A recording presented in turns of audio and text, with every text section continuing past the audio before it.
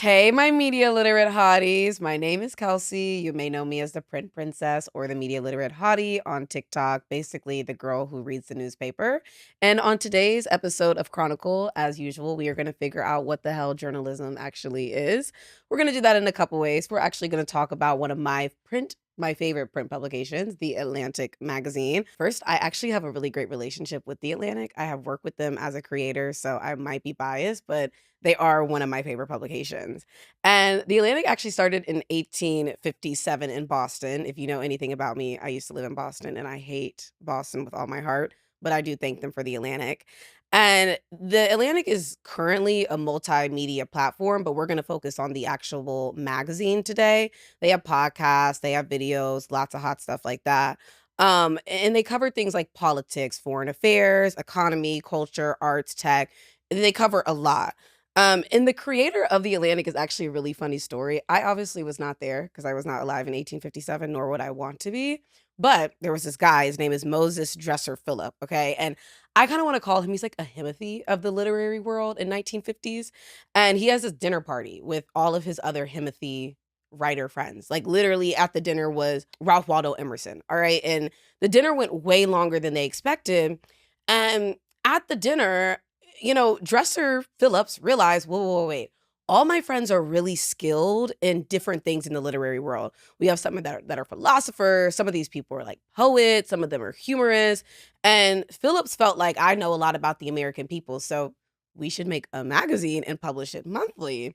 And it kind of reminded me like, this is how podcasts start. This is literally people get together, they have a sleepover, they have a dinner, and they're like, wait, we're kind of smart. We should make a podcast. Some things never die. The magazine published in November and it boomed. Like it hit a boom. And I think the most exciting thing about this pod is that some publications hit it off. Some of them flop, some of them take off. But ultimately, what we know is The Atlantic it started with a boom and it's still booming. But just because a publication flops doesn't mean that people don't continue. One of my favorite things about The Atlantic is it was a big abolitionist magazine. Like they were not with slavery at all.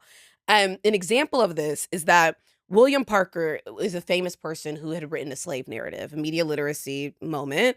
A slave narrative is when an enslaved person writes an autobiographical account of their experiences being enslaved. And William Parker writes a story called The Freeman Story in 1866, and The Atlantic publishes it. And I do feel like we have to take a moment to actually think about that, right? 1850s United States, it's a lot going on. All right. Like, right, all right, we're going to abolish slavery. We also are reaching Reconstruction. It's a time where America had a chance, yet we failed. We be failing sometimes.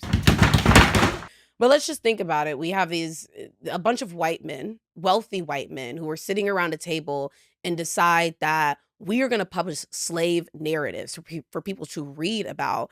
I mean, we're talking about enslaved people who weren't allowed to read, write, and your account is being published throughout the country. And that's why certain publications like this one will be my favorite, is because of the history behind it. So I don't know. In the Freeman story they published about him, it was a nasty, violent account of how he escaped enslavement. So to publish that, the Atlantic has my heart. All right, so let's move on. It's no longer the 1850s. Let's move to the 21st century and let's talk about what the Atlantic actually is today.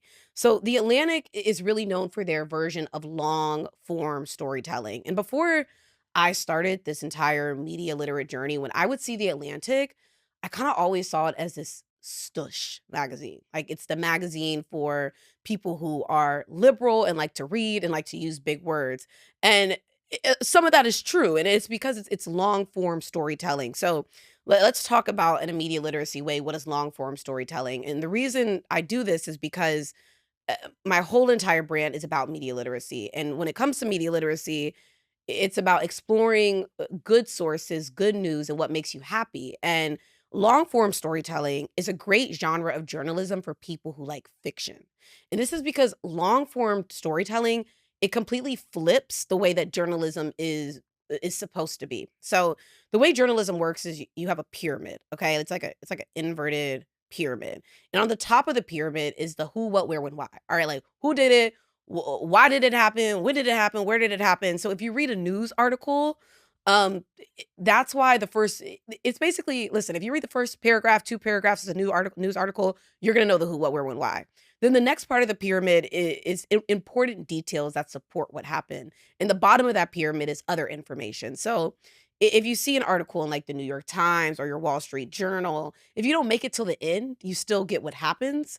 Long form storytelling is like that. We're not doing that. We're going to talk about this story in a developed narrative. We're going to use dialogue. We're going to have detail. We're going to use our voice. We're going to have a length of a story.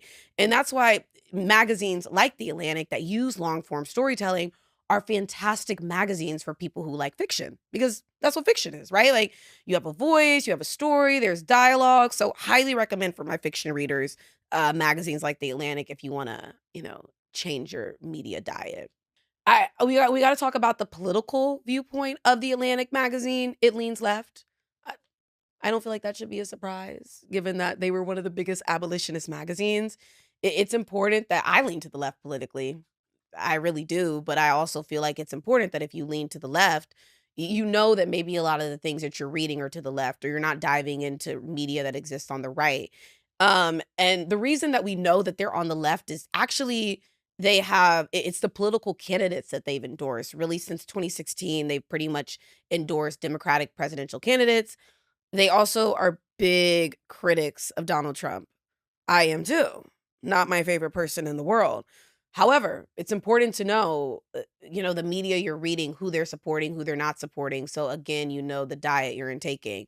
Other thing that came to mind when I was doing this research that I kind of just like completely forgot about. Oh, I think it's interesting because as I've been diving into the history of these publications, all of them in 2016 really started endorsing political candidates, which I think is an interesting trend. I think is food for thought. Like, what does it mean that media that we're intaking is endorsing political candidates, because that has become a norm?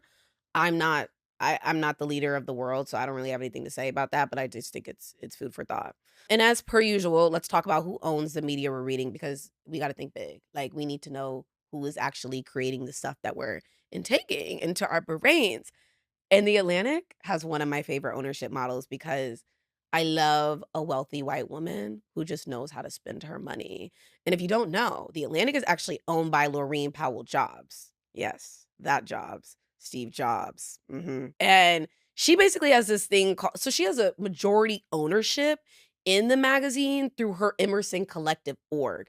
And Emerson Collective is an LLC, an organization that she has that invests in like immigration reform, education, real good stuff, world changing things.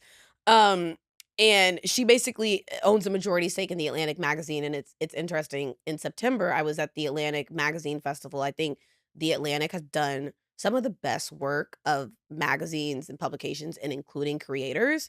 So they invited like creators to their Atlantic Festival. So fun. It was on the wharf in DC. I had a time. Y'all should check out that content about that.